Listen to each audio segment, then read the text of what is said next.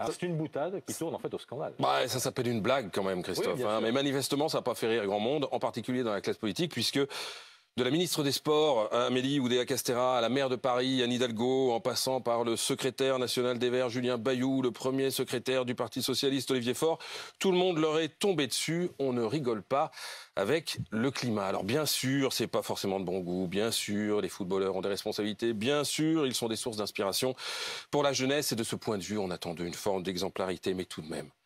Faut-il pour autant s'interdire de rire, s'interdire de faire une vanne? La sobriété énergétique doit-elle forcément se doubler d'une sobriété humoristique?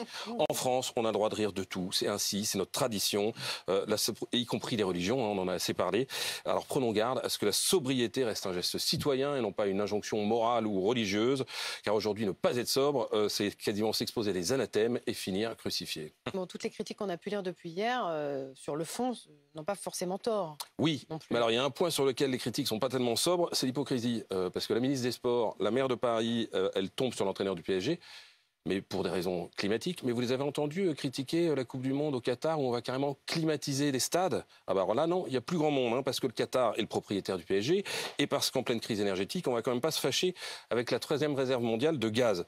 Par ailleurs, le PSG est-il pour autant le plus mauvais élève de la classe? Qui sait par exemple que depuis 2018, le club a signé la charte d'éco-responsabilité des grands équipements sportifs et s'est engagé à respecter toute une série d'objectifs? Qui sait que ces joueurs ils prennent l'avion parfois? Oui, mais ils prennent aussi le car, on l'a dit ici. Alors tout le monde peut et doit faire mieux, bien sûr, mais jugeons le PSG sur ses matchs et sur ses actes, et non sur ses blagues.